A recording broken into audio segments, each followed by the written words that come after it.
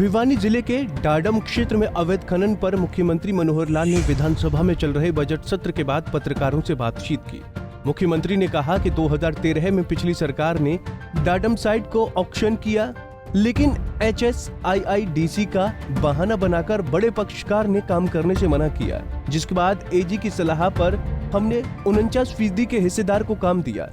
मुख्यमंत्री ने यह भी बताया कि अभी जस्टिस प्रीतम पाल से जो अंतरिम रिपोर्ट मिली है उसमें कहा गया है कि 109 मीटर तक खोदने का काम पिछले ठेकेदार ने किया, लेकिन अप्रैल माह तक अंतिम रिपोर्ट आएगी। दूसरा एक बहुत गंभीर मामला जो वास्तव में उठाना तो हमें चाहिए, और उस प्रकार का जो विषय उनकी सरकार के समय जो शुरू हुआ 2013 में माइनिंग की ऑक्शन हुई डाडम की, और वो ही 115 करोड़ रुपए में। लेकिन वो जो कंसेशनियर था जिसमें 2 पार्टनर थे, उन्होंने बाद में ये बहाना बना करके कि इसमें हमने HSIDC को सरकार ने एक खानक की माइन वो भी दे दी, हालांकि सेम डे दोनों दी गई हैं, और ऐसा नहीं है कि उस समय उसको पता नहीं होगा कि HSIDC को दी जा रही है। चूँकि सेम डे हुआ था तो उन्होंने एक एक्सक्यूज़ लिया कि इसके कारण से मुझे नुकसान हो जाएगा, इसलिए कोर्ट में जा करके उन्होंने, नहीं कोर्ट नहीं, सरकार को उन्होंने कहा कि हम इसको विड्रा करना चाहते हैं। उन्होंने विड्रा करने की बात कही, लेकिन उनका जो दूसरा पार्टनर था वो 49% का था, सुंदर मार्केटिंग। उन्होंने कहा कि इसको हम चलाने के लिए तैयार हैं और उसी टर्म्स एंड कंडीशन पर। अब चूँकि वो 41% के थे, माइनर पार्टनर थे, मेजर पार्टनर विड्रा कर रहे थे। बाद में हमने AG से भी परामर्श किया, और हमको जो एक्सपर्ट्स हैं उन्होंने बताया कि चूँकि वो पहले वाला विड्रा कर रहा है कि ऐसा ना हो कि ये कैंसिल हो तो इसके बाद ये कम रेट में चली जाए, उस रेट में शायद नहीं भी आएगी।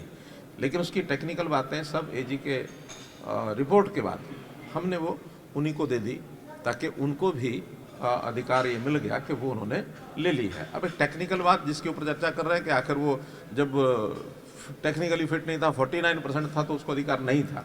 हमने AG की रिपोर्ट ली, और केवल इसलिए कि स्टेट का नुकसान ना हो, और ये हमने परमिशन दी थी उस समय कि उनको दे दी जाए। उनका ब्लेम ये है कि उनको चूँकि नहीं दी जा सकती थी और CM ऑफिस से भी उनको परमिशन दी गई, इसका मतलब कहीं ना कहीं गड़बड़ है। अब अंत में हुआ ये कि कोर्ट तक मामला जाता है। हाई कोर्ट ने हमारे स्टैंड को ठीक माना, लेकिन कुछ लोग सुप्रीम कोर्ट में ले गए। सुप्रीम कोर्ट ने कहा कि नहीं, ये ठीक नहीं हुआ, नहीं दिया जाना चाहिए था, इसमें कोई गलती हुई है। हमने सुप्रीम कोर्ट की बात मान करके और उसको रद्द कर दिया। बाद में हमने उसके आगे भी नहीं बढ़े, इसलिए कि अगर सुप्रीम कोर्ट चाहता है कि इसको दोबारा किया जाए तो दोबारा करने के बाद दूध का दूध पानी का पानी हो जाएगा। दोबारा 115 करोड़ का जो लगा करके उसमें मिनिमम रेट और बिड किया गया, कोई बिड नहीं आया। सेकंड टाइम 115 करोड़ फिर लगाया, फिर कोई नहीं आया। थर्ड टाइम का ये एक नियम होता है कि 20% उसका जो रिजर्व प्राइस है उसको कम करके उसको लगाया जा सकता है। 20% कम करने के बाद वो 92 करोड़ रुपए का बनता है।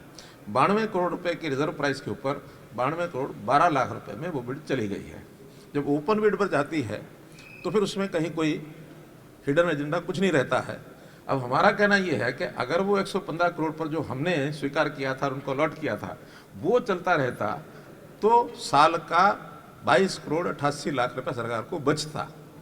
अब चूंकि इन्होंने सुप्रीम कोर्ट में ले जा करके और अनाप शनाप तरीके से, अब इन्होंने का मतलब मैं ये किसी का नाम तो नहीं ले सकता, लेकिन कम से कम जिन लोगों ने भी उस समय ये सब किया होगा, जो भी उस पर पिटिशनर बने होंगे, जानकारी मिलेगी।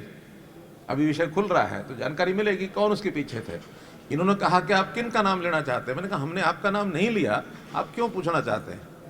इसका मतलब ऐसा तो नहीं कि चोर की दाढ़ी में तिनका हो।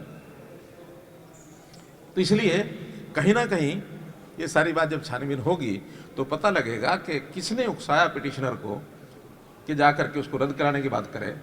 एक शख्स ने कहा कि मैं इसको 150 करोड़ रुपए में लेने के लिए तैयार हूँ। एक खाली चेक भी वो दे के गया, और उस चेक को बाद में जब एनकैश कराने की बात माइंस डिपार्टमेंट ने की तो वो डिसऑनर हो गया।